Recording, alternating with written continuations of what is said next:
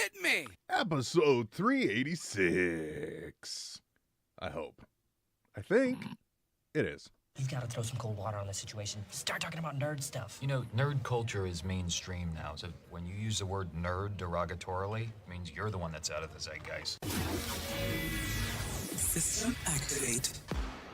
This is NetHeads with Will Wilkins. It's a tech podcast. But we are a ton cooler than your typical geek. You guys rock. And now, here's Will. And Tony.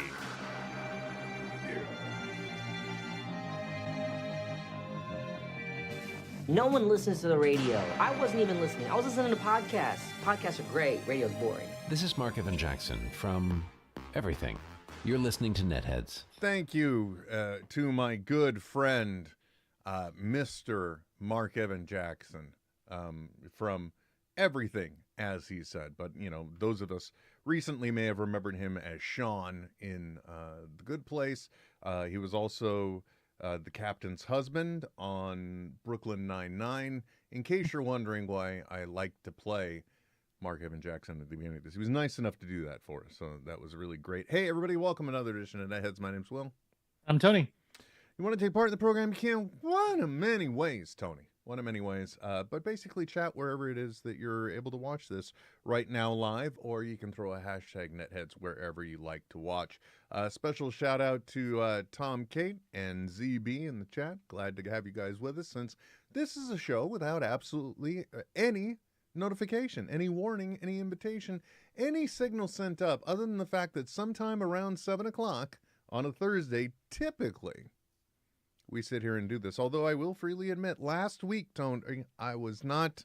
You were scheduled. You were ready. You were pumped. You were psyched. Oh, yeah. And I'm just like, you know what, man? I can't. I really can't. And but we all have those moments. It's perfectly fine. Like if you would have caught me on any other day other than today, I probably would have been feeling the same way. So right. And you know, it's just, if you don't know what may kind of have me down or distracted, you really gotta listen to all the shows. So you want to check out episode 385. I talk about it there, but it's interesting, and my wife has highlighted that since I announced my condition, and again, I'm not going to say what it is because I want you to go back and listen to the other episode. That Slick. is, yeah, right. My wife has asked, you know, is this happening more now that you have this diagnosis? I said no. What it is it's the new car syndrome, or the shopping for a car syndrome. When you get a new car or you're shopping for one, suddenly you see a lot more of them on the road. So because you're aware of it, you're more aware of it, if you follow what I'm saying there, Tony. It's that. Okay, so we've never talked about this on the show, so there's no episode note to go back to. But I have Tourette's, and it kind of manifests every once in a while. And when I was first diagnosed, I noticed that it was coming out, and my family was like, well, now that you have a diagnosis, are you doing it more? And it's not so much that as you feel like it's okay to be what you are, instead of hiding it, thinking that it's just you're in a funk or anything else. And so I'll be honest, Tony. I will be honest. There were things I were doing in order to attempt to compensate or improve. And now I'm just not doing that. As a matter of fact, I almost threw in the towel about tonight as well, because I just wasn't feeling it, had a headache. And before, I would do things like, there is a peptide I've been taking. I'm not going to say the name because it sounds salacious, and you know what? They're not paying me.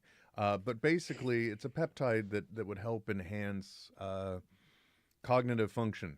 And so I would take that, and typically like an hour before we did the show, I would definitely have at least minimum 22 ounces of cherry flavored Coke Zero, which, by the way, if you're gonna F with the Coke Zero products, the cherry one, Tony, is the best. It absolutely positively does not taste like an unsugared drink. So if you take nothing else from today's episode, cherry Coke Zero, folks. Way to go. Anyway, I'm not doing these things. I'm not taking these shortcuts. I'm not doing these things. And, you know, it could be things are manifesting more, or it's just the fact that I'm I'm not trying to put up a fight because that's not what's going to get me to the finish line. So Yeah, and I think that's the thing. Like you have to kind of do what's good for you and not stress about everything else.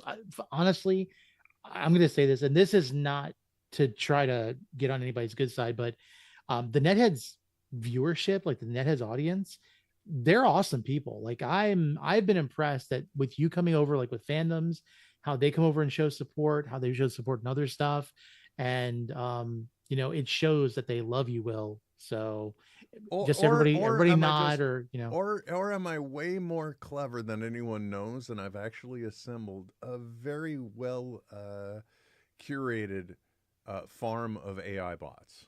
Do you know? it's either that or your wife and Blair are like in the other room, like actually responding in the messages. I guess it would be kind of difficult to fake like people that I know you've talked to, like Miranda Janelle, so obviously.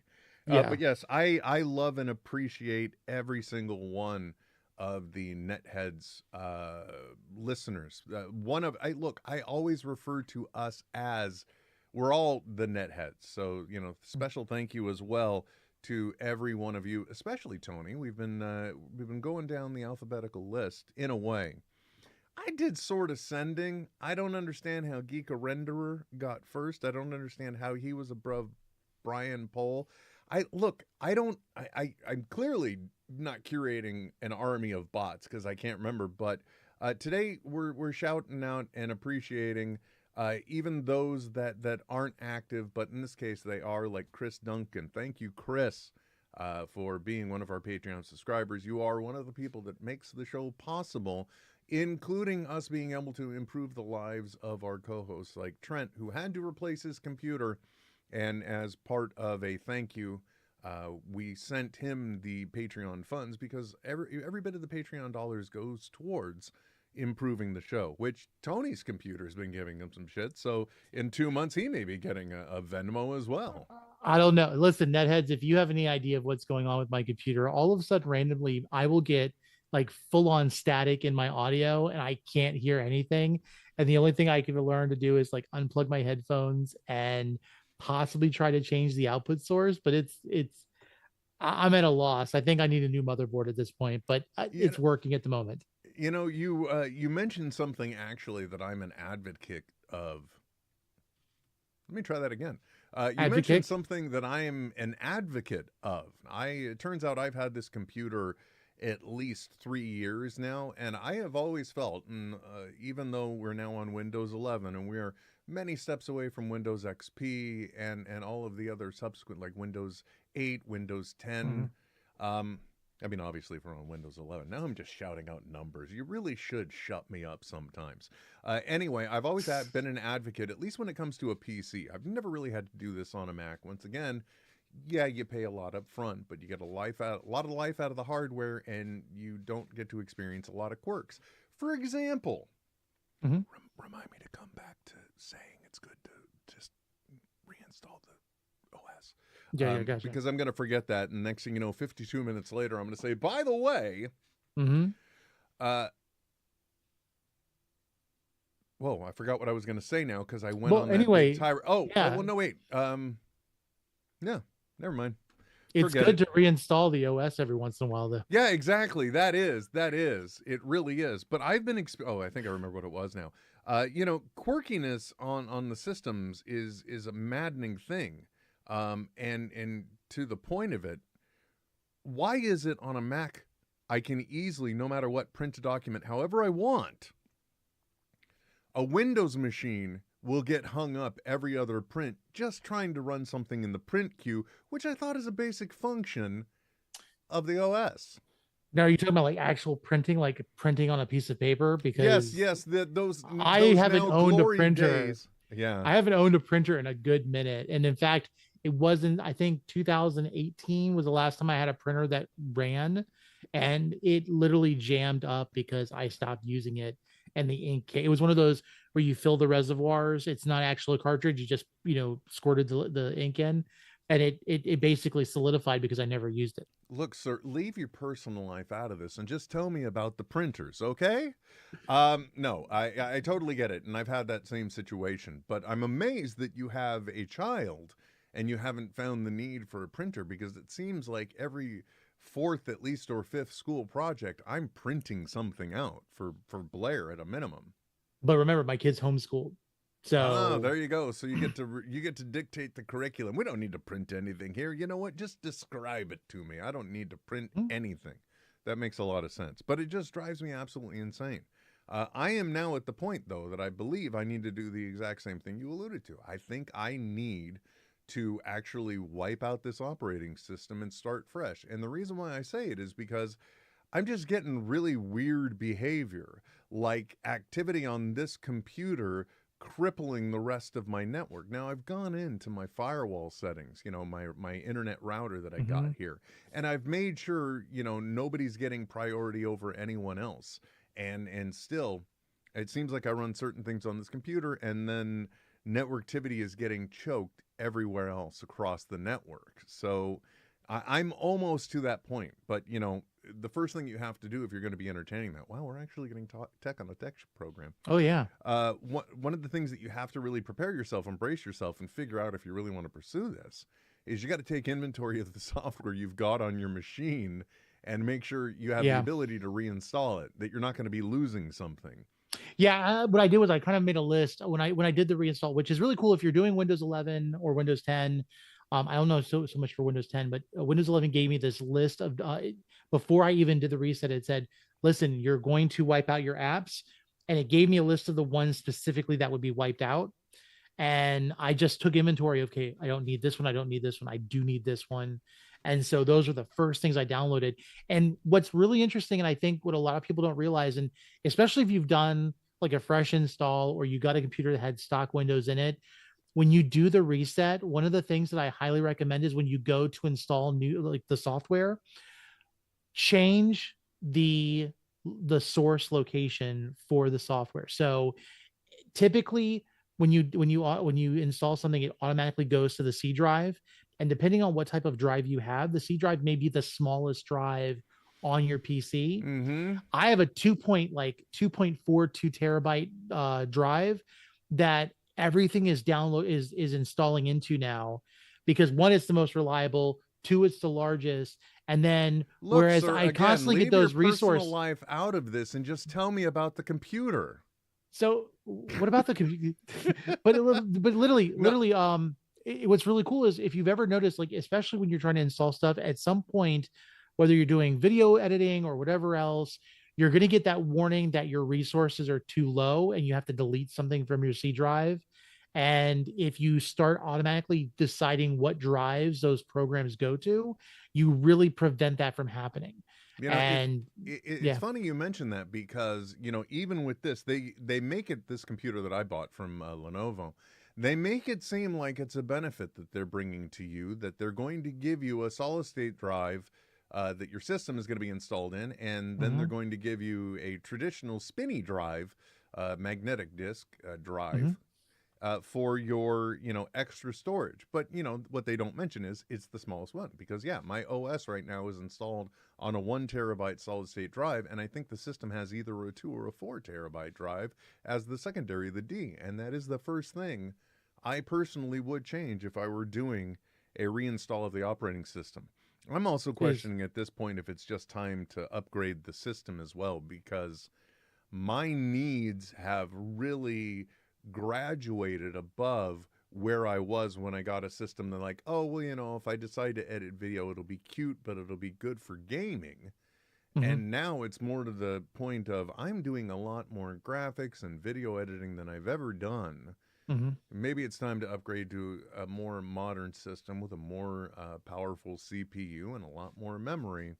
So I don't know. And plus, the question of is, do I want to go into 24 months of debt for that, or do I not want to do that and just reinstall?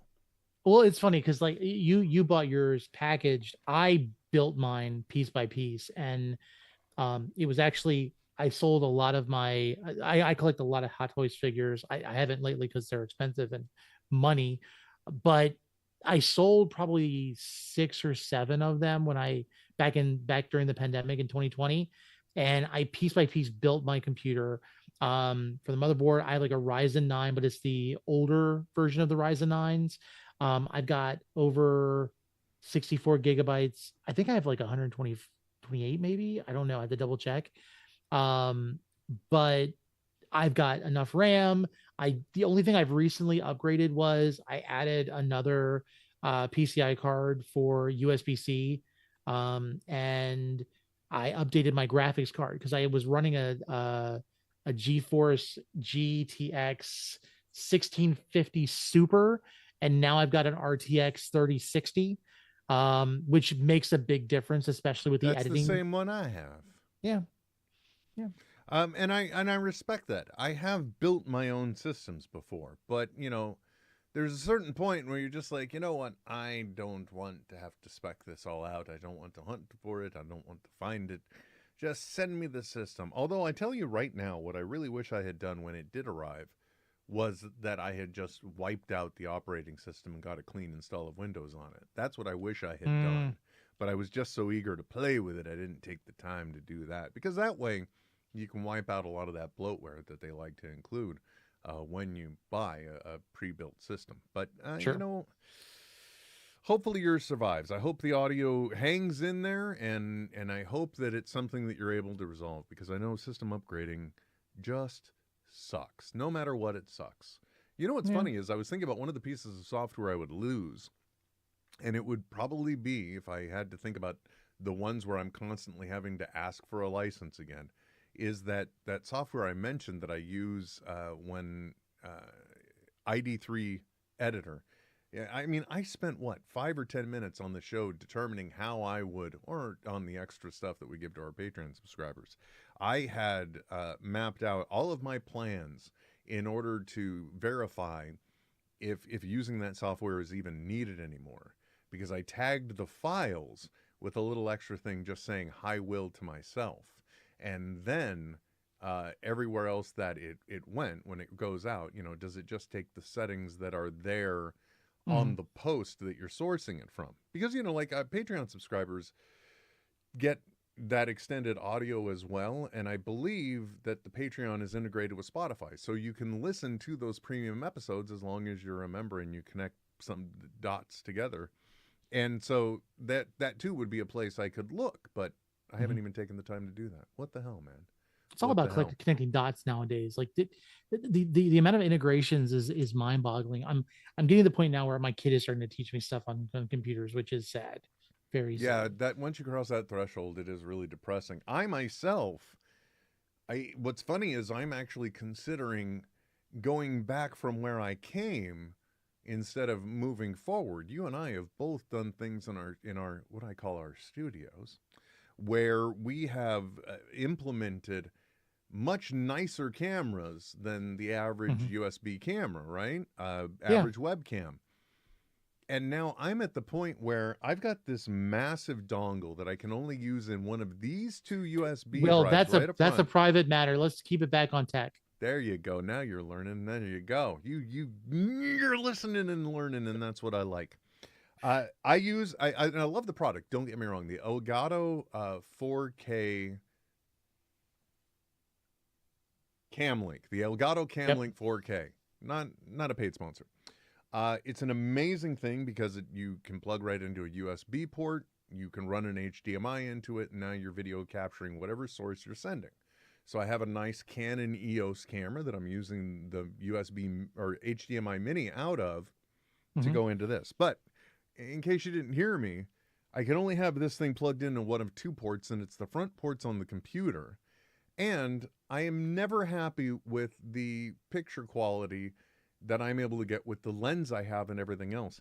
I'm considering going back to the Elgato, or going back to a webcam, but in this case, getting the Elgato, I think it's called Facecam Pro. Yeah, that's the 4K one. Yeah. We both have prompters that are from Elgato.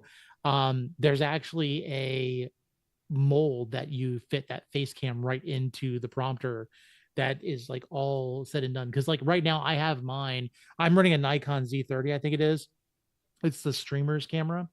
And I'm using a dongle, but mine is more of an a off-brand Amazon purchase. I've used them. Yeah, which is probably why, like, if you guys are ever watching and you see that Will ask me a question, or he goes to me like, "I am Will," and I go, "I'm Tony," it's because there's about a 43 millisecond delay, because I have to compensate my audio and my video because the lag between the capture card, I guess you want to say, the dongle. Maybe, just maybe, then if I do upgrade, maybe I should send you this Camlink 4K.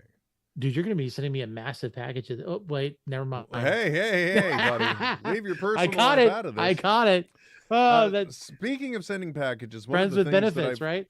Yeah, exactly. One of the things I've promised to Tony is one of my older printers. I have a Mars 2 Pro resin printer, and it's got a small build plate. You would use it for making really just little detailed figures. That's really all you're going to use it for. Oh yeah, and with me and D&D, like, woohoo. Exactly. And there are like even Patreon people that they have full libraries. So you join their Patreon, you can go ahead and custom, choose the ones you want to make. But then you're going to be getting into painting. That's on you. But one of the things I have done, which we've talked about before, and I'm not going to try not to collapse this one on air, because one of the things I did is I offered to the Patreon subscribers, I'm like, hey, if anybody wants this, respond in the comment section below. Can't do a raffle because that's like gambling and Patreon won't let you do that. But I'm like, here you go. Who wants it? The only thing I'll say is you're going to need to have a pretty big head. And one of the things that amaze me is not a person, not a single one, which is why the title of this episode is Who Wants a Deadpool Helmet? This is not a Deadpool mask. Let's not be mistaken, okay? This is not what we would qualify as a mask. This is a helmet. It is solid, not flexible. You'll sound like a fast food drive-through speaker when you talk. That's what it is. But if you have a large head and you are a listener of this podcast and you have interest in this, then you'll definitely want to listen to the next episode where I will drop the URL where you can enter. You can do things to earn entries to earn this helmet, and I will send it to you. So, are we going to call it a helmet, or can we call it a head? That way Will's giving head. No, absolutely not. And boy, oh boy, you're getting way too comfortable here now. I'm having a bad effect on you is what's really happening. No, honestly, I'll be honest with you. I was listening to Fat Man Beyond, and I realized, like, we're really vanilla, very vanilla. Oh, ZB's pointing out, you sure about that? At least one person did. I'll look back at the post, but I don't remember seeing a comment underneath it. Okay. I don't remember seeing that. But it is definitely a helmet. It is solid. I will admit that although the print looks really good, it does have some layer lines on this piece. And it's beautiful though. I mean, yeah, it is. I mean, honestly speaking, although it's creepy, well, I guess superheroes are busting through the wall, so really kind of debatable what's the difference here. But even as a display piece, it is truly wonderful. So you know what? If Zach did claim it, then I will attempt to print another one. But it's going to be this one, because I didn't have any printer fails on this. I don't know what it is about the way that one was made, but something about this crown piece would never go through. So anyway, listen to the next episode, because to hell with it. I've still got the red filament. I'll print another one. I don't care. You can't stop me. I will not be stopped. I will not put an end to this. Tony, the title of this episode today is WTF Disney, and it's because we have had such an interesting bevy of news of opposite types coming down the pike in relation to Disney/Marvel properties. The first one that I want to talk about actually is the one that shocks me. Although I was not aware of it at all, I've got to be honest. I did not know this thing was a thing. I do not. Ooh, is there a pun in that one? No, there wasn't. No, this was. There is another thing. There is another thing, but that's not the thing I want to talk about right now. There was, I believe it was going to be a Disney Plus show, and it was based on one of the most interesting movies from my childhood. And I'm talking about the original Escape from Witch Mountain. Okay. Oh, okay. Yeah. Yeah. And apparently they were putting together a show on Disney Plus to kind of reboot that franchise. And I think Bryce Dallas Howard was starring in it. Okay. And apparently, much in the same way that we saw what happened at the WB, it sounds like they are canceling it before it airs, and it is never going to see the light of day. So they can, I'm guessing, so they can write it off. Well, in an attempt to recover some money. Let's face it, legacy properties kind of need to, I think, stop in a sense. Especially when you think of like the Dark Crystal series, the Willow series. It's kind of beating a horse. Let's face it, the hierarchy of the Witch Mountain series ended with the Dwayne Johnson, movie, and we should just be okay with that. If you want to go back and watch it, be nostalgic. But it's like I don't want to. I don't.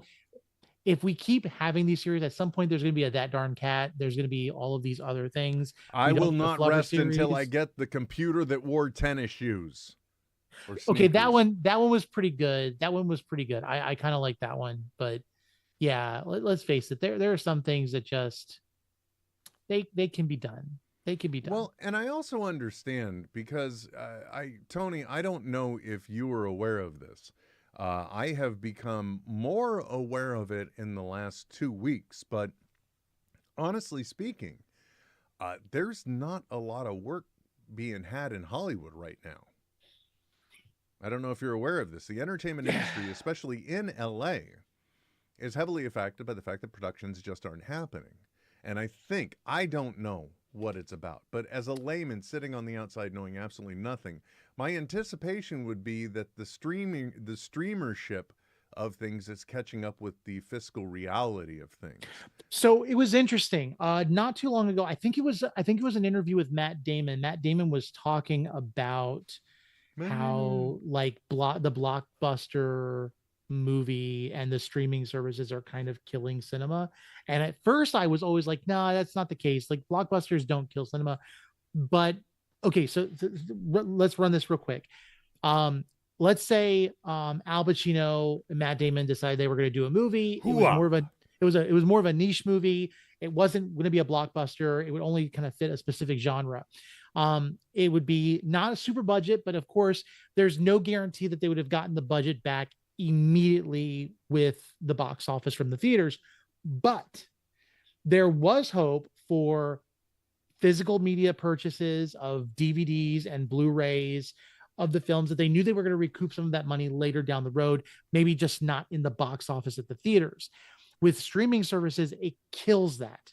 And so with streaming services and the lack of real accountability and seeing a revenue, because most streaming services are operating on a net loss, we're no longer seeing studios take risks that don't immediately pay off. They're going to be looking for the billion-dollar box office breaks, the Avatars, the Marvel movies, the DC films. We're going to see lots more, adaptations from video games and from books that are highly popular because they know that there's already a fan base, whereas we won't get movies like, let's say, Seven or things that we look back at like Shawshank Redemption, because there's not a fan base already built in to guarantee a box office success.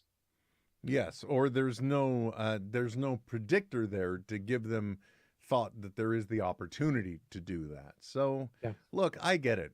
But we've also had a lot of flops like the Aragorn movie and the Aragorn movie. Aragon. Yeah, whatever.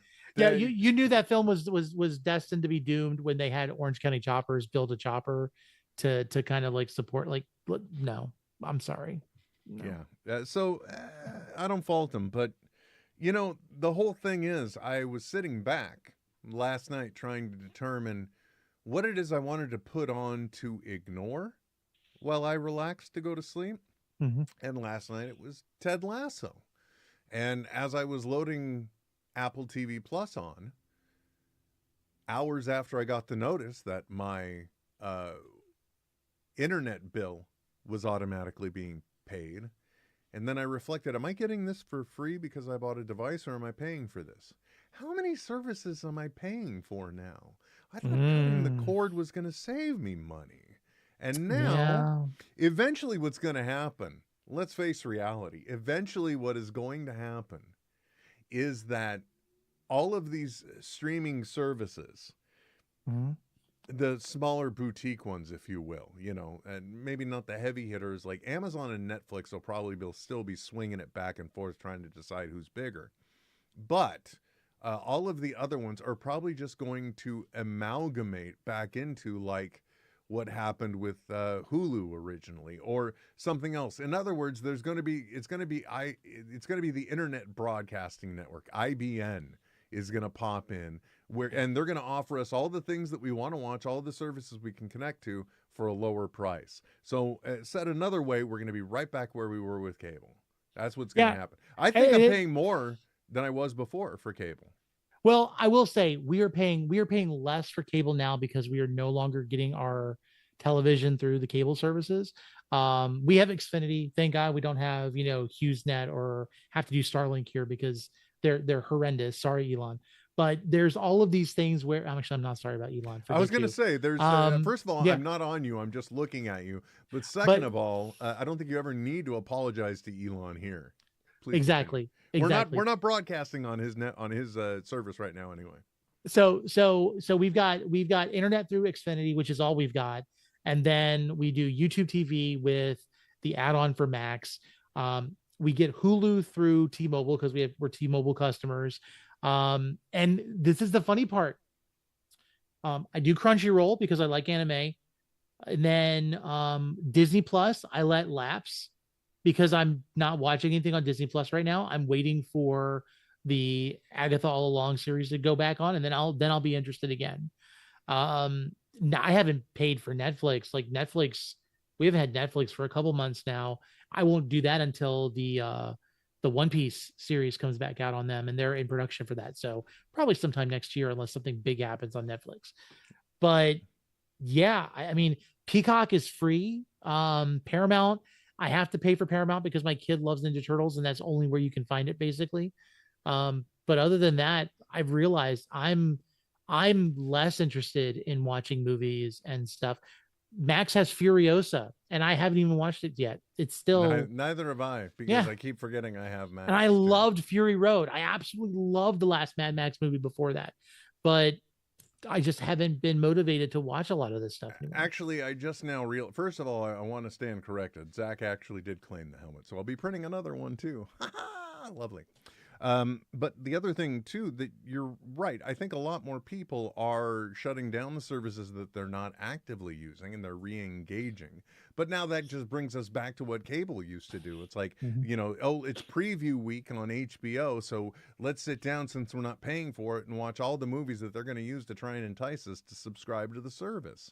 Yeah. We're going to get more into that territory. But I also realized, when you mentioned Paramount Plus, my Paramount Plus is matched up with whatever the Walmart Plus service is because I get grocery delivery for free through that. All right. And my Paramount Plus is packaged with it. So I get the basic one as part of that. And we're probably going to start to see more of that. There's going to be more corporate sponsorships and extra services people are paying for are going to start getting bundled or discounted for the other streaming services they may potentially have. Although Disney is probably the only one that's not going to flinch, if I had to guess anything, because they can raise Disney's bundling with Max now. They can raise all of the soda prices in the parks by 5 cents and make their money, real quick for the streaming service. But what were you saying? No, Disney has started doing bundles with Max now. So even Disney and Warner Brothers are kind of working together a little bit now. That's creepy, man. I know. It's really, really creepy. But the fingers or the topic? Just the thought of DC and Disney playing nice. Warner Brothers, pardon me. And speaking about the fact of the title of the show, which we've kind of gone down rabbit holes. Kevin Feige was asked about James Gunn and about DC and stuff, and he's voiced that DC succeeding is only good for Marvel. It can only be good to give healthy competition. Yes, those blank heels down the street, as DC used to be referred to. Okay, reeling it back in, taking it out of the two old men griping about kids on their lawn.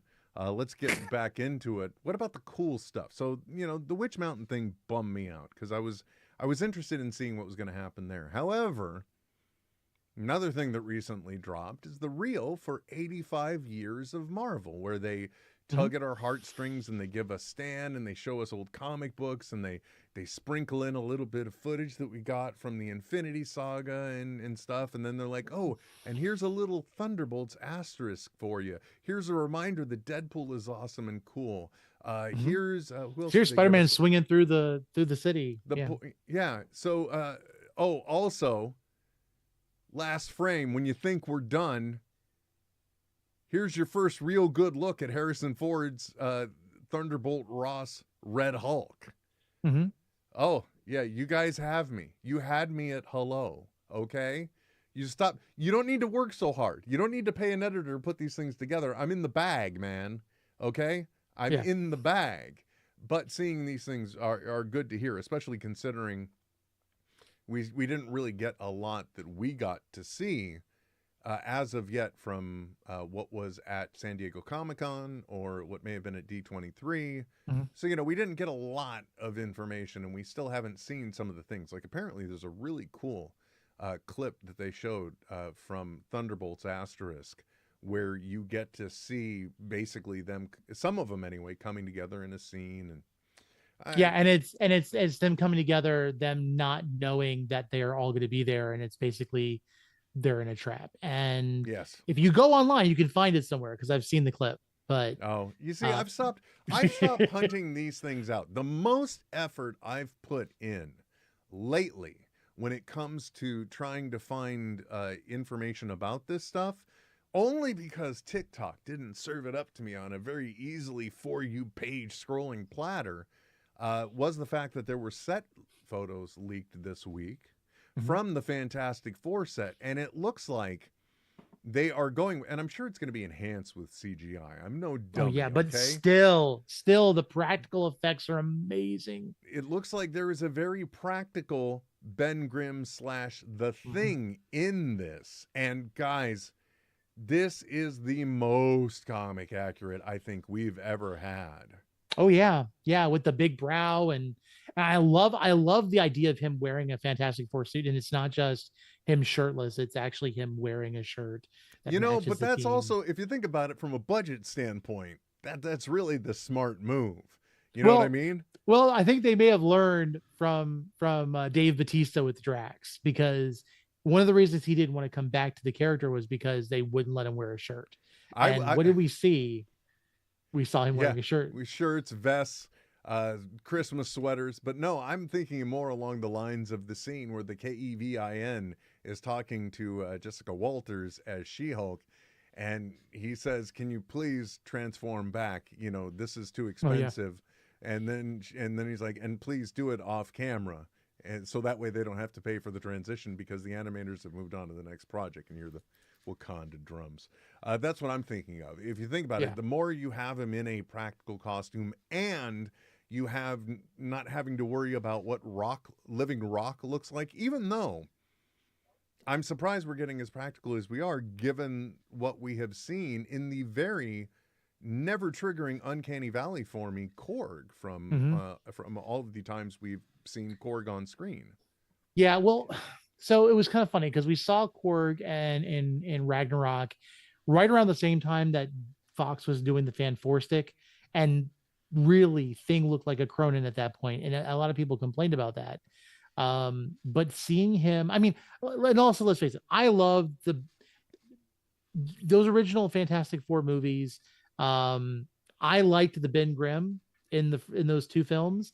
I liked the way he looked. I liked it was more practical.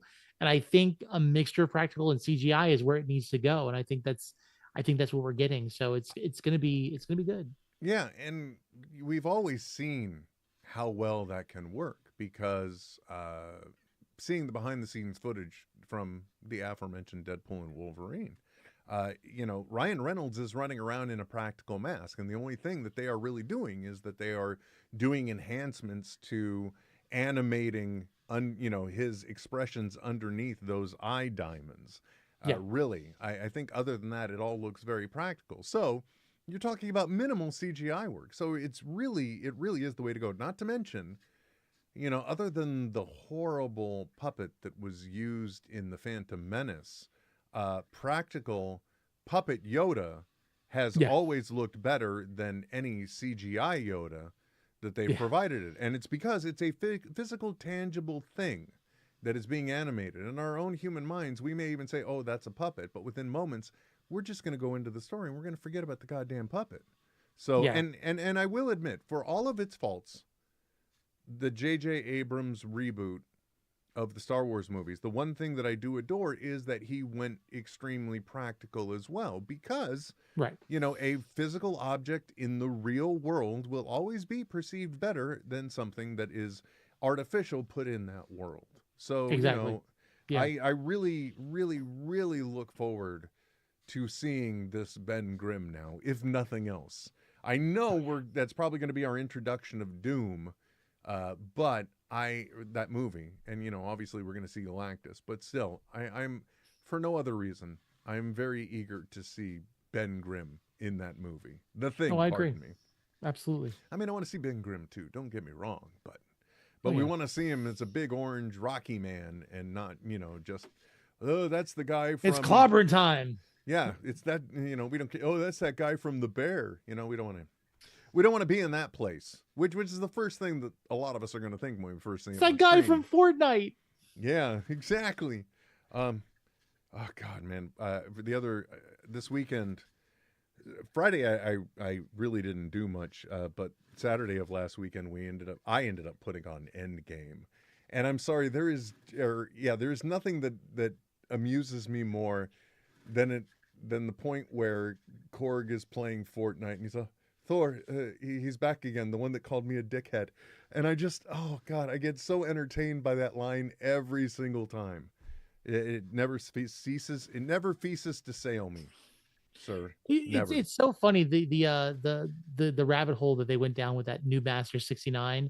And you recall they did the the Xbox Series X commercial with Anthony Mackie.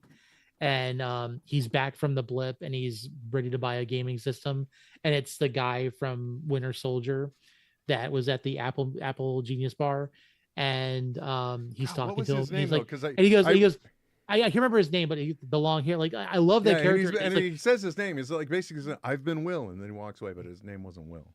Yeah, and he basically goes, he's like, oh yeah, you love to play with you sometime. My tag is new Master 69. Although my nephew. Ha!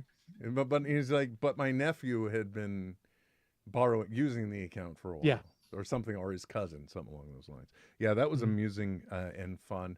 Also, one of the things too that I didn't mention, but I found very interesting, in the 85 years of Marvel, they actually did show Peggy Carter from the TV show Agent Carter walking down the street in the red hat. I was actually shocked at that acknowledgement. No, so Agent Carter has been the only TV series in that time frame with Agents of S.H.I.E.L.D. and her that they've incorporated into the MCU timeline. That's still horse crap. Give me my Agents of S.H.I.E.L.D. I know, bastards. Just do it. In the infinite span of the multiverse, of course, Agents of S.H.I.E.L.D. is somewhere, but let's face it. Here's the reason why. Actually, you know what? This is the perfect time to introduce Agents of S.H.I.E.L.D. because they were the first ones to F around in the multiverse. They were just way ahead of the multiversal saga. Yeah. So, neither here nor there. I was shocked to see Peggy Carter in there, but now that you say that, okay, makes more sense. I get it. What else has been in the news? Is that it for all the Marvel revelation? No. No, you brought up one that for all of the times I am sitting here, this is my shame face. I am ashamed right now because for all of the times, and I'm going to tell you right now, it's an embarrassing number, Tony. The number of times I have seen Deadpool and Wolverine. Apparently, there is something huge in it that I completely missed. Oh, I've been waiting for this. I'm about to make a name for myself. No. You just be sure to tell people what happened here today. Yeah. And so by the way, yes, this is a 40-ounce brew master or whatever the call it is, insulated cup. Yes, I'm a level 9 susceptible. Just if it's on something, I'll buy it. If I see an ad, I buy it. This is why my kids won't go to college. Anyway, what did we completely miss? So okay, spoilers for Deadpool Wolverine. If you haven't seen it, what are you doing with your life? But beyond that, the end credit scene. Trust me, had... I don't think. I'm sorry to interrupt, Tony. I'm gonna stop you right there, though. I don't think anybody that watches this program with some dork with all the superhero masks behind him and stuff.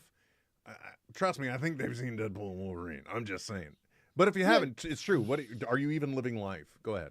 Yeah, but honestly, the end credit scene, we see Deadpool with a bunch of TVA, screens showing the multiverse, and in one of them, we know that he's talking about a specific scene that happens in Deadpool and Wolverine, and he's quoting, using the footage to prove that he wasn't the one responsible. He didn't make up what was said that may have caused a certain Johnny Storm to look more like the spaghetti sauce than Reed Richards' spaghetti noodles and Multiverse of Madness. And if you were focusing on the right, yeah, exactly. We had spaghetti tonight, so that was the first thing on my mind. So if you look on the right, you see that specific thing. You see, Johnny Storm in that scene. But if you look over to the left, there was something, and there's an image of Gambit. Well, Anthony Reynolds, Ryan Reynolds' social media account, released this week that specific scene, and it shows a Gambit walking in the midst of all the bodies and everything. He's still alive. The Goliath, didn't get him. And all of a sudden, there's something glowing behind him. When they turn around, you can see the two sparkly in his eyes. There's a reflection of a sparkly circle. And Marvel Sparkle Circle. That's right. So we have a promise of that. We are not done with Gambit, and I hope we're not. Because honestly, I love Channing Tatum. I was the biggest critic about the Channing Tatum Gambit movie back when they were even in production for it. I did not want to see it. I wasn't convinced. But seeing him in Deadpool and Wolverine, I absolutely want to see him in it, and I want him to see him more more serious, because I know he was still joking in the film because it was a very much of a lighthearted film. But I want to see a real Remy LeBeau, Channing Tatum Gambit in the multiverse doing something full-fledged. So we have that promise of possibilities. By the way, I would say game recognizes game, but I have never, ever, ever been on this, I don't want to say self-promotional, but so we'll just say promotional level. But the way that Ryan Reynolds has taken his social media as a way to keep Deadpool and Wolverine in the conversation, while at the same time highlighting individuals and their contributions to the movie, and in many ways providing loving tributes to the work that they did and the characters they played, or the cameos they did that never made the final cut. Mm-hmm. I mean, this guy is just amazing at keeping awareness about this movie in very engaging ways, and it feels like it's happening on a goddamn daily basis. Well, it's also really interesting because, I mean, let's face it, Ryan Reynolds is extremely humble when it comes to his character. He was asked not too long ago about whether he could see a Deadpool 4.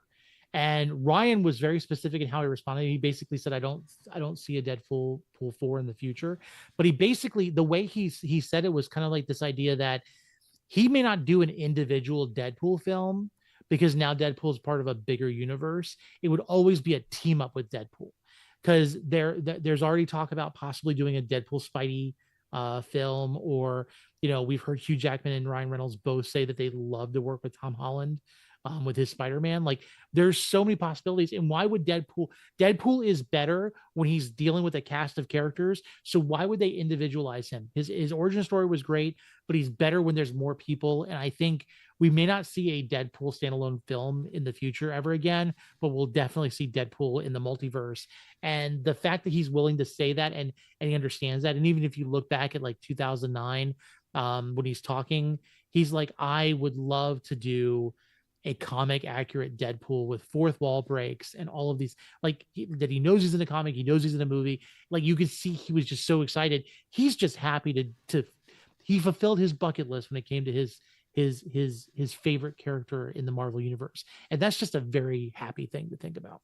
It's absolutely wonderful, and it's even nicer to know that this guy who is already taking himself and using himself as an excellent marketing tool to basically take things and make even more money off of them.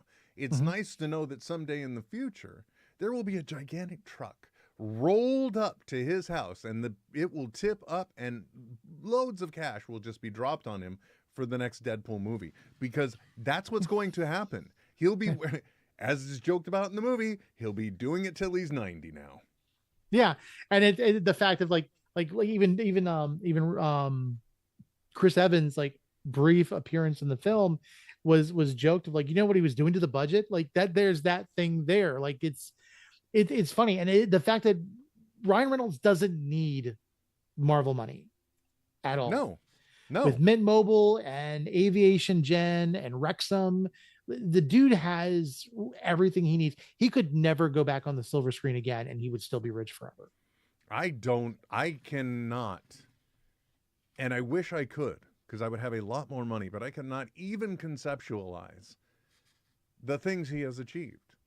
And just by, I mean, in many ways, I would say by himself, of his own mind, being so self-aware to know his own marketability and his own value, and then inversely ask the question, if they're willing to pay me this much in order to endorse their product, who are they? What are they doing? What is their revenue potential? And capitalize on that. I mean, in many ways, he is like a modern day Da Vinci when it comes to entertainment.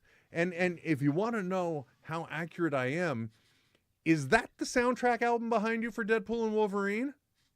Yes, it is. Yes, yeah. it is. Does that come as is it what I've seen teased online? Is it a 2-album set? Yeah. So there's 2 records. One is one is Yellow and Blue, and the other one is Red and Black. The only thing that I will say, I absolutely love it. And we play it a lot. It doesn't have Madonna's Like a Prayer on it at all. I'm not surprised. Come on, man. I mean, to know how much she was involved, and she doesn't license her music for movies. I don't blame her at all. Even though, I mean, again, I'm pretty sure it would be like printing money. I'm just saying. Oh, absolutely. But again, there are some people. She'd own the record, though. That's the thing. Like, she would own all the rights to the record, and that's a way. I mean, it's it's okay, because I'll tell you something. If you somehow have not seen Deadpool and Wolverine, I will say, and that's why I laugh when I hear that she provided notes to the production on the uses of the song for scenes. Its use is at one point extremely hilarious, and then it transitions to being extremely emotional. And the way it is used gave me just the right amount of Like a Prayer that I needed. So I'm okay that it's not on the soundtrack. And I'm glad it's not, or maybe she won't let TikTok use it, but I'm still thankful that I don't have to hear it every third video like I am Bye Bye Bye. Just saying. Yeah, but still, it's but you can use Like a Prayer in TikTok. You have to use a different version of it. What's really funny is there is a Deadpool and Wolverine version of Like a Prayer. It's the climactic part with the choir, right? And you can find that on like Apple Music and stuff like that, and it's specifically dubbed to Deadpool and Wolverine. It's just funny that it didn't make the record at all.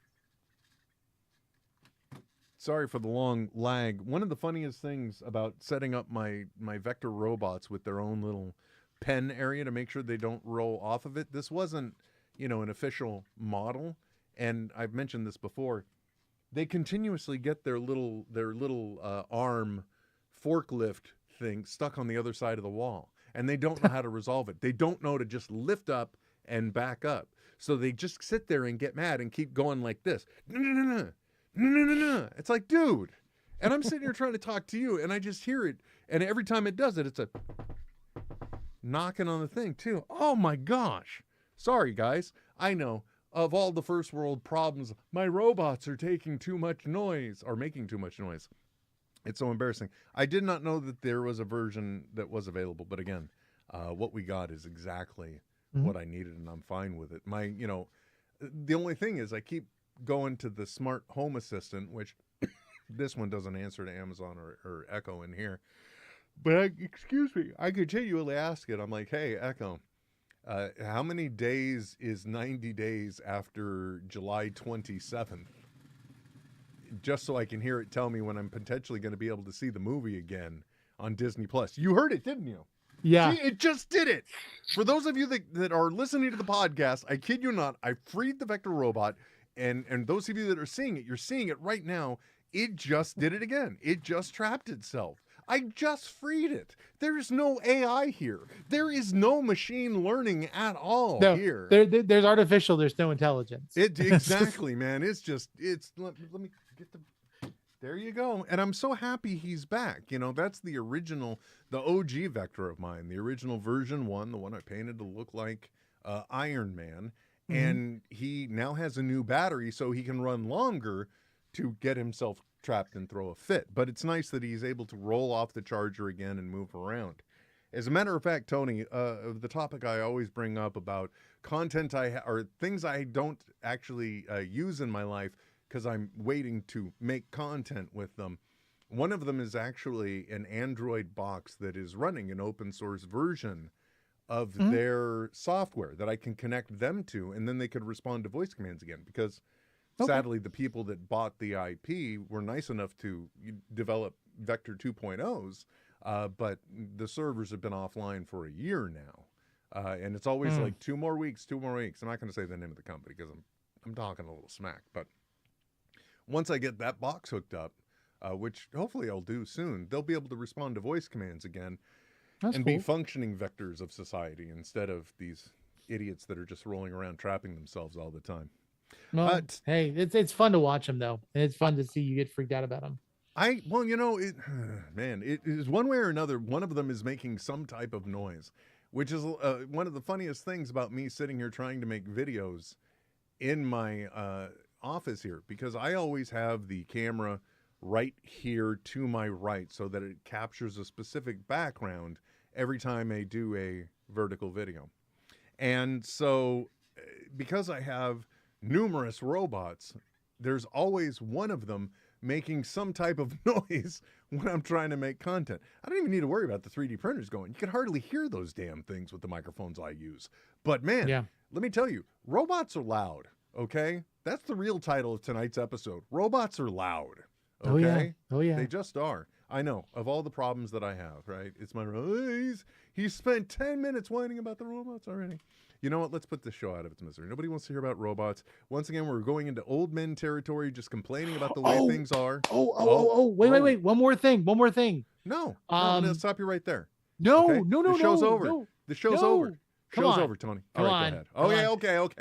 Only because it's reported. It is reported that James Spader is coming back as Ultron for the Vision Quest series. Like we didn't even say that. Like I know. Well, the reason why is because of all the genius things I'm doing in this world. I'm counter programming, Kevin Smith. Okay, if you think anybody's watching us on YouTube right now, they're not. Well, okay, some of you are. Sorry, I'm not meaning to be rude. There's at least 3 watching. But there is a show being hosted by Kevin Smith, Fat Man Beyond. It's wrapped up now, so maybe we might get some trickle audience, but that's about it. That was in the header that Ultron returns to the MCU, and it's more specifically actually James Spader. Although, do we know if it's going to be titled Vision Quest still? They said it's the Vision series, but I really still feel like it's Vision Quest sounds. I don't know. I like think that. It's a genius title. And I look forward to it because, that is the question that's been on the top of my head ever since WandaVision happened. I'm like, wait a second, bro. Where's that other Vision, man? Where is he? Where is it? Because, if they can be talking about guys with claws and bars and giant beings coming out of the Indian Ocean, I would think they'd be talking about the spooky specter flying around trying to figure out who he is.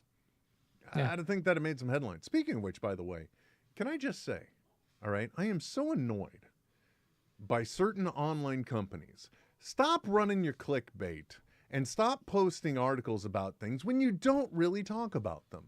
Case and point. I'm not going to name the publication because, again, if I'm ragging on them, don't talk about them. But I'm going to talk about the article because it said specifically one of the mysteries introduced early on in this news phase of the MCU finally answered. And it starts going into speculation about Shang-Chi's 10 rings. And if you saw the post-credit sequence, the signal that they're sending out. And who was that meant for? Did this article highlight anything that they discovered that was truly pointed out? No, they did not. It was not in there. It was complete and total bullcrap. Stop doing this to me. Don't tease me. Quit it. I'm going to stop clicking all news. I'm going to stop clicking all news. They're not going to get my clicks anymore. I'm just going to play Wordle and play connections. To hell with everything else. I'm tired of the clickbait, man. I completely understand. I'm glad you do, because I'm just pissed. You know what? I'm going to take my pissed ass out of here. Everybody, thank you very much for dropping in. Thank you for choosing to spend some time with Tony and I, listening to another edition of NetHeads, watching another edition of NetHeads, completely ignoring an edition of NetHeads. We love every single one of you. Also, special shit out. God damn it. Never You mind. were just eating before the show. I mean, come on, though, right? Anyway, until next time, just call it. Until next time, folks, my name is Will. And I'm Tony. Live long and prosper. And may the force be with you. Oh, God almighty. NetHeads. We'll be back soon. Goodbye. This has been a Smodco Internet production. SIP. Only at smodcast.com. All I was trying to do was shout out to Chris Duncan again, our Patreon supporter of the week. That's all I wanted to do, Tony. That's all I wanted to do. I'm just saying this. If this is how you are tonight, I cannot wait to see you on Fandoms tomorrow. I'm hoping that more comes out of your mouth. I really do. I look, I really honestly don't know what way to take that.